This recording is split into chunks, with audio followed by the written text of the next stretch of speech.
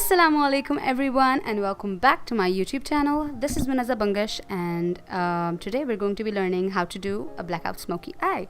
A lot of you guys have been asking me how I do my blackout smoky eyes because you guys think it's very nicely blended and looks flattering. Thank you very much. And today I'm going to share all the tips and tricks I know about blackout smoky eyes.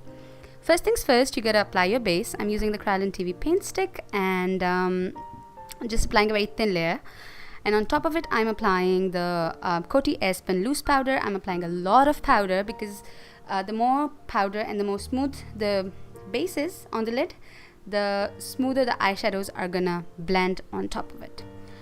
I'm gonna use the Tati Beauty Textured Neutrals palette, and the first shade that I'm using is Soothe. It's a very neutral, pretty transition shade that looks beautiful with any eyeshadow look that you're doing. So in the crease I'm applying that, in which all the other colors are gonna blend out.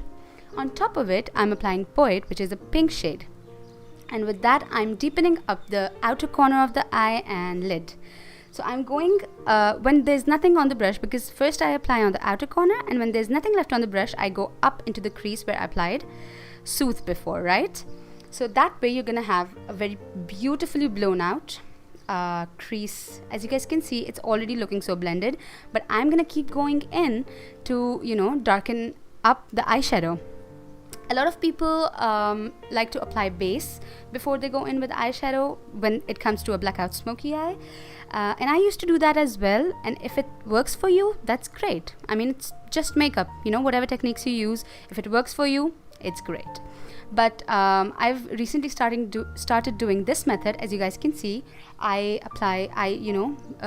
apply transition shades and a bit of darker shade in the crease and outer corner of the eye, and then I go in with a black liner, and I'm using the Kryolan Aqua Cake liner for this. And once the brush is dry to about 30%, right, I'm gonna blend out the edges. So a lot of people don't blend out the edges of the liner that they've applied, and they just go in with a black eyeshadow and try to blend it out, and it works out for them, but it takes a lot of time. So my technique is, when the brush is dry, you don't take any more powder. As you guys can see, you don't take any more product, the liner, you don't take it. Just when whatever's left on the brush and it's dried, you're just gonna smudge it. You're just gonna smudge the liner upwards towards the crease, not too far up, because we're gonna apply eyeshadow like I'm doing right now, but you're just gonna swipe it down from up to down, very soft and smooth strokes. You don't want to push too hard or hard at all, because it's just gonna make it patchy. On top of it I'm going in with a black shade. It's Memory from the Tati Beauty palette, and as you guys can see, it's a very fluffy brush, right? We don't we just want it to be blended and blown out, right? So don't swipe on the edges. Only if you think it's getting patchy, then you can swipe, and that too very, very softly. You please don't be harsh, or it's not gonna blend, right? Just tap the fluffy brush onto the lid, and whatever's left, don't pick up excess powder. Whatever is left, just tap it on the edges of the eyeshadow. And as you guys can see, it's not too far up into the crease, right? It's just on the very edge of it, and that's what makes it look flattering.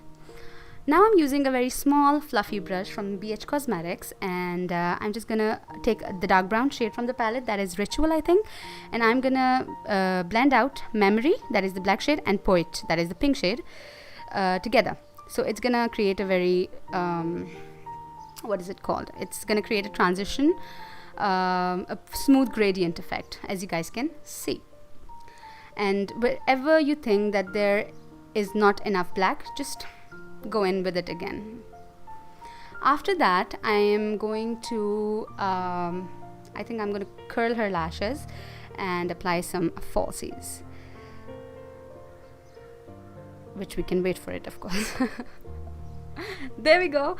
I'm just gonna curl her lashes, and because her lashes were sticking out, and if I had gone in with mascara and falsies on top, it would just have, like, it wouldn't have blended together.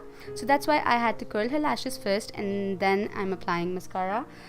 In that way, when I apply the false lashes, they're gonna look one with the, you know, natural lashes. Alright, so another trick that I use with every single makeup of mine is I don't use a tape and I do eyes first, right? So the tape effect, it's exactly like the tape effect when you apply the tape on the outer edge of the eye, and then when you remove it, there's a very pretty but harsh line. So in this way, you don't have to worry about the harsh line, you're just going to swipe it, right? And the upper portion of the eye, that is the lid, and the lower lash line, the eyeshadow is just gonna, you know, it's just gonna look very blended and what is the word? It's gonna look very unified. I don't know. It's gonna look one, all right, merged. It's not gonna look separate and alag. Now I'm applying I have taken the Jaclyn Hill palette, the original one, and I'm using the dark brown shade from that for her brows. And it works perfectly, I think. What do you guys think? And after her brows, I'm gonna do her base, and that's gonna magically be done. But you guys know that I've done her base, which is now. And now I'm applying some black liner on her waterline. I'm using the Smashbox liner for her waterline, and I'm applying it with a thin liner brush. Once that's done, I'm gonna take Memory, that is the black shade from the Tati Beauty palette, and I am gonna apply it on the lower lash line of the eye, and I'm just packing the shadow onto the lower lash line before I blend it out. That way it's opaque and you don't have to go in with more and more and more. So just pack the shadow, and then whatever's left on the brush, don't pick up excess powder, whatever's left on the brush, just softly smudge the shadow that you've applied.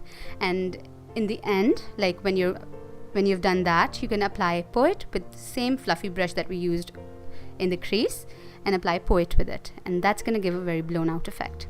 For the inner corner and brow bone highlight, I'm using the Makeup Revolution Mono Baked eyeshadow in the shade Base, and that is the perfect color for your inner corner and your brow bone highlight.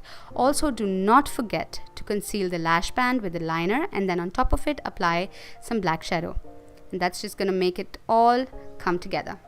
I hope you guys enjoyed this video, and I hope you guys learned. If you did, please make sure to give it a big thumbs up, and if you didn't like it, please make sure to give it a thumbs down so that I know, and subscribe, share if you want, and I hope I'll see you in my next one.